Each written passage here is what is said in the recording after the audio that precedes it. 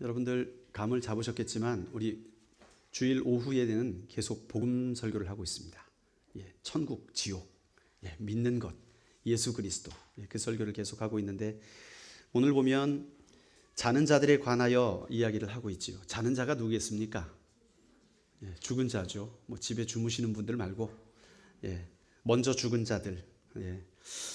우리는 하나님께서 부르실 그때에 하나님 앞에 가게 됩니다.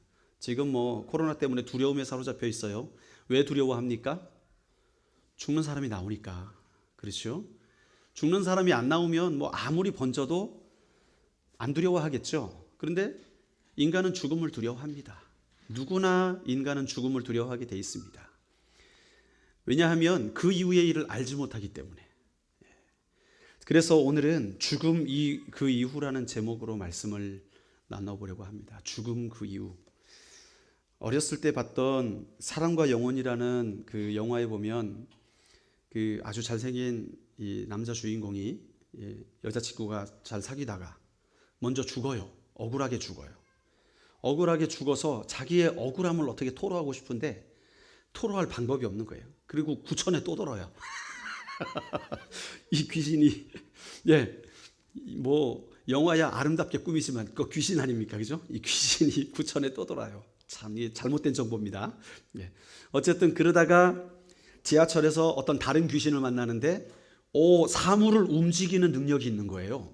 그 다른 귀신한테는 꼭 노숙자 귀신 같은데 그래가지고 이 노숙자 귀신한테 그 기술을 연마를 합니다. 그래가지고 사물을 움직여가지고 자기의 존재를 애인이 알 수 있도록 그렇게 해가지고 좀 스토리는 어쨌든 자기를 억울하게 했던 그 사람을 처단하고 자기 애인에게 그 사람이 나라고 내가 억울함을 풀어줬다 그러면서 천국 갑니다. 거기에서는 보면은 이게 하얀 빛이 나오면서 빛에서 빠이빠이 하면서 끌려 올라가요.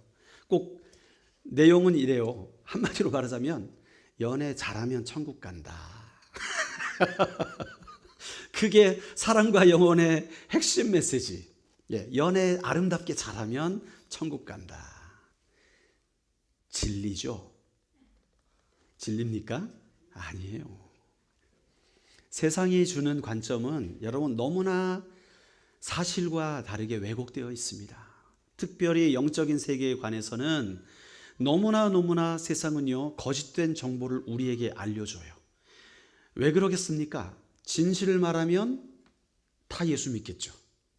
진실을 속여야 사탄의 나라가 많은 사람들을 이 지옥 가는 데 동참을 시킬 거 아니에요. 그게 그들이 전략이니까. 그러니까 모든 영적인 세계의 비밀한 것들을 다 가리고 속입니다. 죽음 이후의 세계도 마찬가지예요. 방금 말씀드렸던 그 영화에서는 억울함을 풀어주고 사랑하는 사람과 진정한 사랑을 깨닫게 될 때 천국에 가요. 이 말이 안 되잖아요. 그게 아닙니다. 성경을 보면 죽음은 누구에게나 찾아오지만 여기 13절에 너희가 알지 못함을 우리가 원하지 아니하노니 좀 말이 어렵네요. 알라는 얘기입니까? 모르라는 얘기입니까? 알지 못함을 원하지 아니하노니 알길 원한다는 얘기죠. 알길 원한다는 말을 강조하기 위해서 이중부정으로 알지 못함을 원하지 아니하노니 내가 당신을 사랑하지 아니하는 줄을 네가 알기를 원치 아니합니다. 이게 뭔 말이에요? 어쨌든 본문의 말씀에서는 이중부정으로 꼭 알기를 원한다. 반드시 알기를 원한다. 그렇게 말씀하고 있어요. 왜냐하면 소망이 없는 다른 이와 같이 슬퍼하지 않게 하려 함이라. 그렇게 말하고 있어요. 우리 장례식장 가면은 아이고 해야 되잖아요. 그렇죠? 물론 헤어지는 슬픔은 누구나 다 마찬가지입니다. 죽음에 대하여 맞이하게 될 때 그 자리는 정말 엄숙한 자리이고 또 이 한평생 같이 했던 그 시간들을 마무리하고 이별을 고하는 자리이기 때문에 그 자리는 누구에게나 슬픔이 있는 자리예요. 그럼에도 불구하고 우리 그리스도인들은 그 자리에서도 믿음으로 소망을 가질 수 있는 이유가 있지요. 그것은 우리는 성경의 진리를 알기 때문에 그렇습니다. 다시 말하면 죽음 이후에 어떤 일이 벌어질지를 알기 때문에 그러는 거예요. 그런데 이것을 알지 못하는 사람들은 불안하죠. 내가 지금 죽으면 도대체 무슨 일이 일어나느냐? 그냥 사라져 버리는가? 아니면 도대체 어떤 일이 일어나는가? 개미로 태어나나? 많은 생각을 해보지만 답을 줄 사람이 없는 거예요. 오늘 성경은 우리에게 분명히 답을 줍니다. 자, 우리의 존재가 어떠함에 따라서 그 죽음은 다르게 다가올 것이다. 성경은 그렇게 이야기를 하고 있습니다. 우리의 존재가 예수 그리스도를 믿느냐 믿지 않느냐에 따라서 완전히 다른 결과를 가져온다. 그렇게 말씀하고 있어요. 자, 우리 믿는 사람들에게는 죽음이 어떻게 찾아옵니까?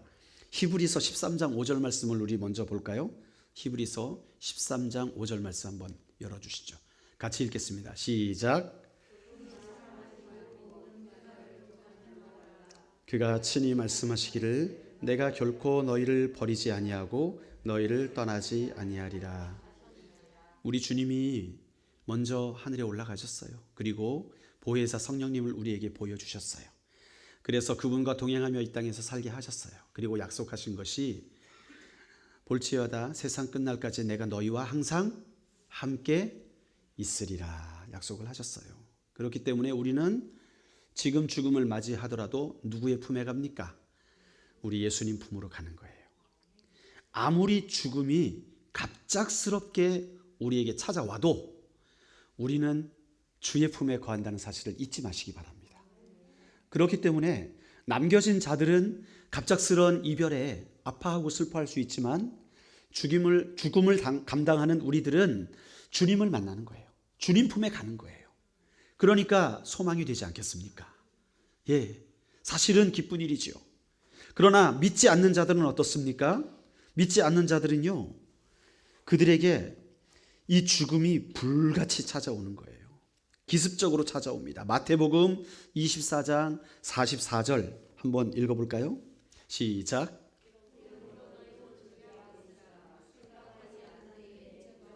예, 주님이 오실 그때 종말이지요. 그때는 믿지 않는 자들은요, 깨어있지 않으면, 믿지 않으면 갑자기 찾아온다는 거예요. 그리고 요한계시록 6장에 보면요, 6장 16절로 17절에 보면 이렇게 되어 있습니다. 산들과 바위에게 말하되 우리 위에 떨어져 보좌에 앉으신 이의 얼굴에서와 그 어린 양의 진노에서 우리를 가리라. 그들의 진노의 큰 날이 이르렀으니 누가 서리요? 누가 능히 서리요? 무슨 말입니까? 믿지 않는 자들에게는요, 죽음이 무슨 날이 된다고요? 진노의 날이 된다. 네. 믿지 않는 자들은요, 종말이 오게 되면 그날이 바로 진노의 날이 되는 거예요. 그러므로 안 믿고 죽는 사람은 정말 두려움에 빠지는 것이죠. 정말 임종을 할 때 여러분, 임종하시는 분들의 모습이 다양합니다. 예, 저도 많이는 못 뵀지만 몇 분을 만나 뵀는데 정말 우리 주님 품 안에서 아름답게 가시는 분들은요, 정말 평강 안에서 평안하게 간다. 그리고 저는 어머니 임종을 감사하게도 뵀어요.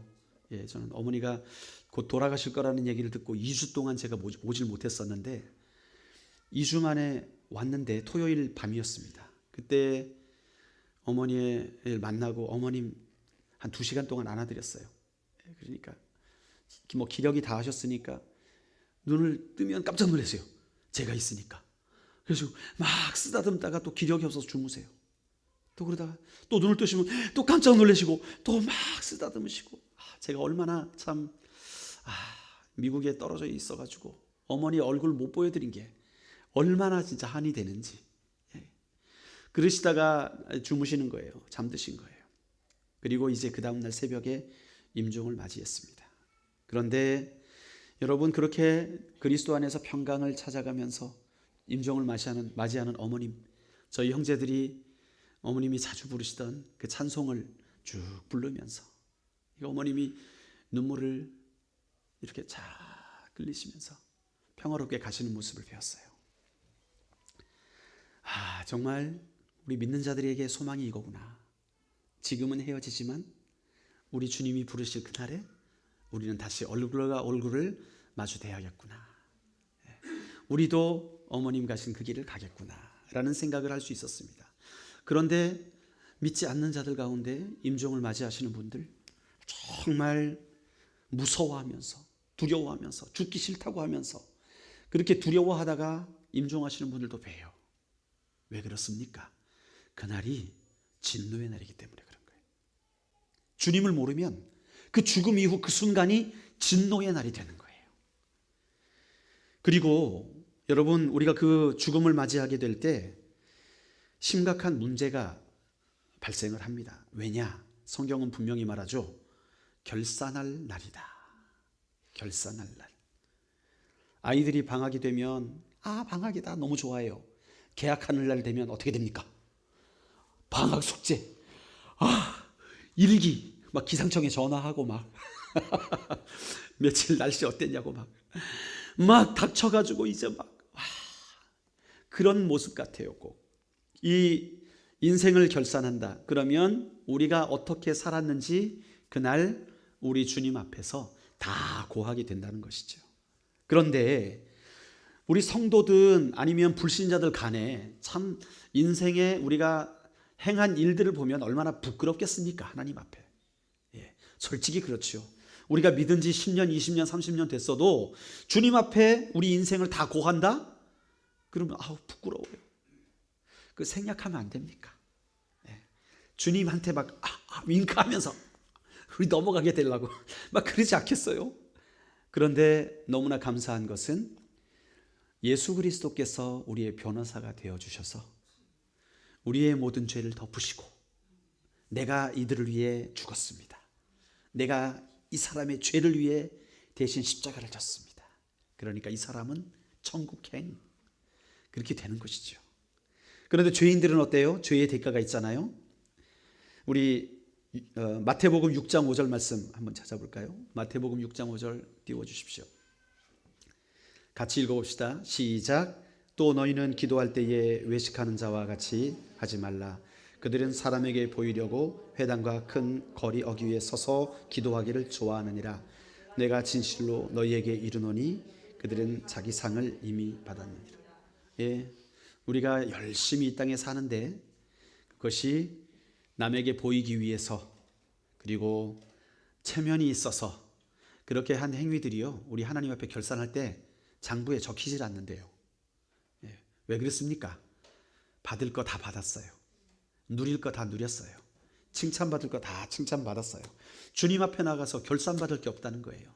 그러므로 우리 성도들은요, 어쨌든지 간에 늘 겸손하게, 나의 상황과 상관없이, 형편과 상관없이 늘 겸손하게 주님을 섬겨 나가야 될 줄로 믿습니다. 그렇게 살다 보면 주님 앞에 가겠지요. 그러면 우리도 모르는 상급이 우리를 기다리고 있는 것이죠. 여러분, 옷 정리하다가 기분 제일 좋을 때가 언제입니까? 작년 봄에 거 꺼냈는데 주머니에서 빳빳한 5만 원짜리가 나와요. 그러면 이게 웬 떡이냐? 너무 기분이 좋은 거예요. 우리가 기대치 않았는데 우리에게 상급이 주어지게 될 때, 그것처럼 기쁜 일이 없어요. 우리가 주님 만나게 될 때, 주님, 우리는 아무 공로 없습니다.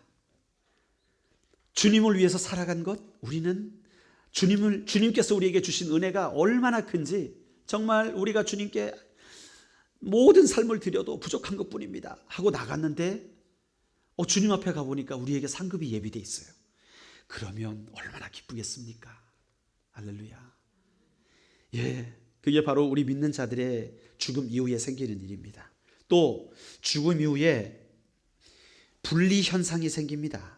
분리 현상, 그게 뭐냐 하면 우리 성도들에게는요, 요한계시록 21장 27절 말씀 우리 한번 읽어봅시다. 요한계시록 21장 27절 시작.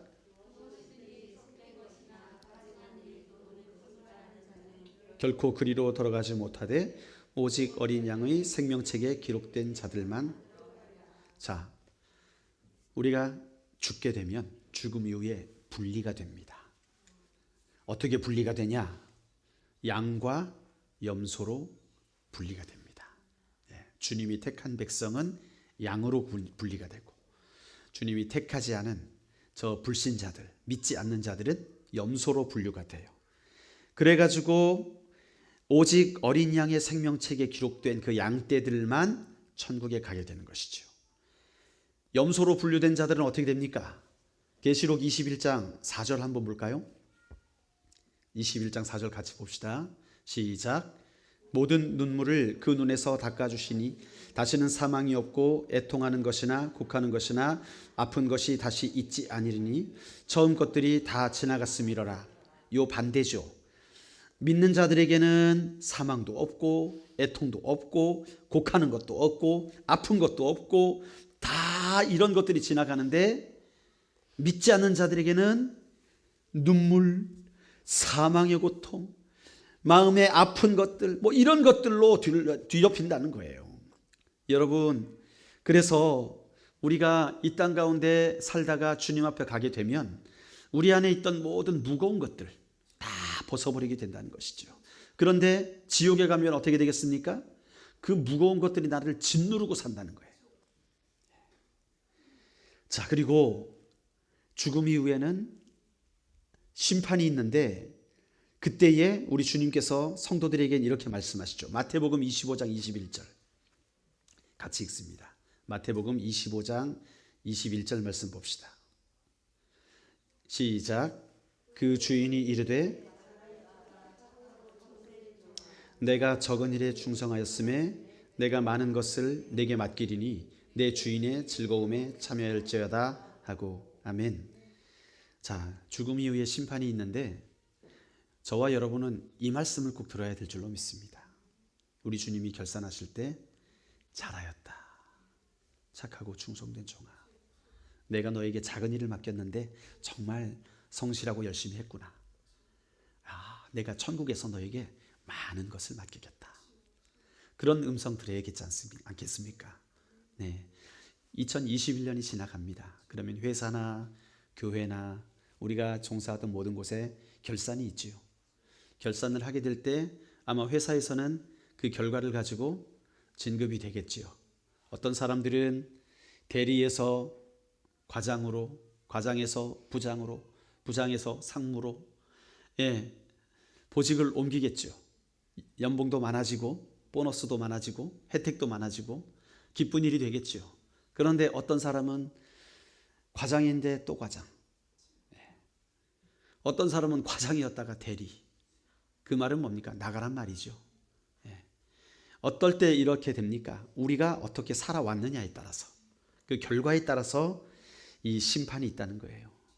달란트의 비유처럼 우리가 주님 앞에 충성스럽게 잘 살아가면, 겸손하게 주님의 뜻을 받들며 살아가면 주님께서 우리를 천국에서 왕 같은 자로 부르신다는 거예요.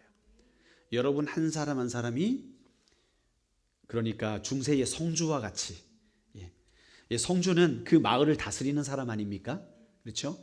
그래서 저도 한번 유럽에 한번 가고 싶어요. 그 성들 한번 구경해 보고 싶어요. 독일이라든지 오스트리아 이런 데 보면 산에 막 뾰족뾰족한 멋진 성이 있지 않습니까? 그런 데서 그 성을 다스리는, 뭐 이제 거기와 비교는 할 수 없겠지만 천국에서 우리가 다 왕 같은 자들로 그들을 다스리는, 그 백성들을 다스리는 권세를 충성스러운 자에게 주신다는 거예요. 그러니까 그 심판이 우리에게는 슬픈 일이겠습니까? 행복한 일이겠습니까? 그 심판 자체가 우리에게 행복한 일이 되는 거예요. 그러나 죄인에게는 어떨까요? 그 심판대가 죽을 맛인 거죠. 죽을 맛인 거죠.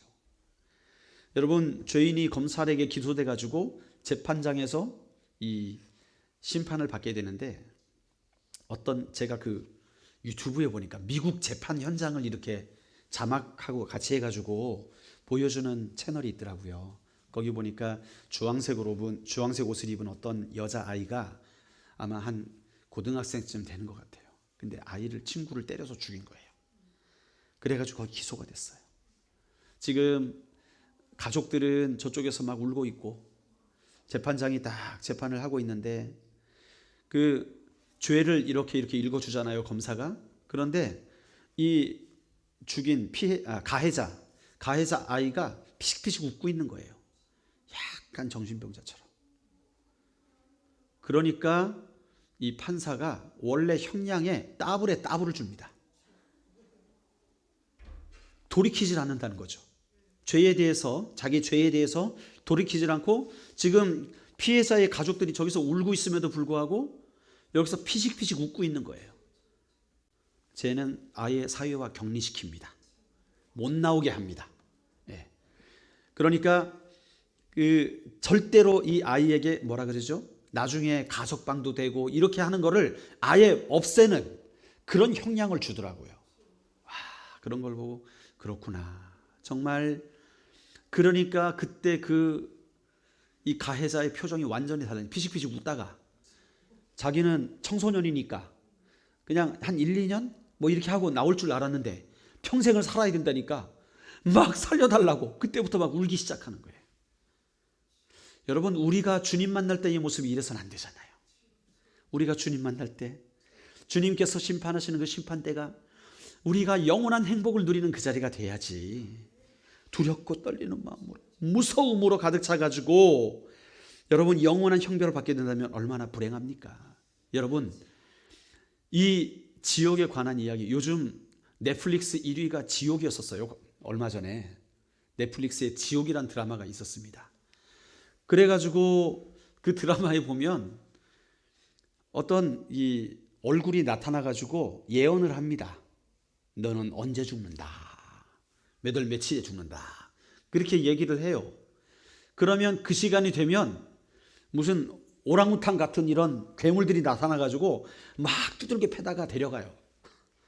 그게 지옥의 내용입니다. 네. 여러분, 그런 게 지옥이 아니거든요. 사실은 우리의 영혼이 주님께 붙어 있느냐 아니면 떨어져 있느냐, 우리의 삶 가운데 우리가 주를 위해 충성하며 살아가느냐 아니면 나를 위해 살아가느냐, 그것에 따라서 주님은 심판하실 것이고 그 심판에 따라 우리의 영혼의 운명, 영원한 행복으로 갈 것이냐 영원한 불행으로 갈 것이냐가 결정된다는 말입니다. 여러분, 올해 결산을 우리가 잘합시다. 예, 올해 이제 일주일 남짓, 2주가 채 남지 않은 이 시간을 우리가 보내게 될 때 정말 올 한 해를 돌아보십시오. 내가 과연 우리 주님이 기뻐하시는 인생이 되었는가? 아니면 불안한가? 불안하다면 뭔가 잘못 살았다는 것이죠. 그래서 한번 우리의 자신을 다시 한번 정리를 하고 정돈을 하고 회개할 것 회개하고 연말을 맞이하시기를 바랍니다. 그래서 다음 주에 송구 영신 예배가 있지 않습니까? 우리가 송구 영신 예배 때 그것을 할 겁니다. 먼저 나오셔서 이 한 해를 결산하는 편지를 한번 써보십시오. 나오셔서 쓰시면 됩니다. 예, 그 자리에 나오셔서 짧게 우리 주님 앞에 짧게 회개의 편지를 써도 좋고 감사의 편지를 써도 좋고 올 21년을 마무리하면서 주님께 쓰는 편지를 우리가 같이 기록을 할 거예요. 그렇게 기록하고 나서 우리 주님 앞에 같이 회개의 기도를 드리고 새로운 결단의 기도를 드리고 2022년을 맞이하게 될 것입니다. 그러기 위해 우리가 이 2주 동안 여러분의 인생을 잘 정돈하시길 바랍니다. 그래서 내가 내 하루의 시간 가운데 정말 내가 주를 위하여 얼마나 살았는지를 결산을 해보십시오. 나오지요. 뭐 내가 주님 앞에 몇 분을 드렸는가, 얼마를 드렸는가 계산해보면 나오잖아요. 예, 정리해보면 나오잖아요. 그래서 내년에는 정말 하나님이 어떻게 나를 통해 일하실 수 있나, 그것을 새롭게 결단하고 각오할 수 있는 귀한 기회로 맞으시길 바랍니다. 죽음 이후 행복이 될 것이냐 영원한 불행이 될 것이냐, 그것은 오늘 여러분의 결정에 달려 있음을 기억하시길 예수님의 이름으로 축원합니다. 기도하겠습니다. 우리 하나님 감사드립니다. 오늘 이 예배를 통하여서 우리가 다시 한번 죽음에 대한 그리고 그 이후에 대한 생각을 하게 하심에 감사를 드립니다. 하나님, 오는 것은 순서가 있지만 가는 것은 순서가 없다고 하는데 그 심판이 우리에게 임하게 될 때, 그 종말이 임하게 될 때 우리가 걱정하지 아니하고 주님께 칭찬받으며 천국에 갈 수 있는 주의 백성 다 되게 하여 주시옵소서. 혹여라도 우리가 주님 앞에 나아가기에 부끄러움이 있는 삶이었거든 오늘 이 시간 다시 한번 우리가 돌이키고 특별히 2022년을 맞이하면서 지난 묵은 모든 죄악의 습관들을 다 벗어버리고 하나님과 더 친밀하고 가까운 곳으로 나아갈 수 있는 아름다운 삶의 습관으로 고쳐질 수 있도록 우리의 결단을 새롭게 하여 주시옵소서. 주께 감사드리며 예수님의 이름으로 기도드리옵나이다. 아멘. 우리 찬송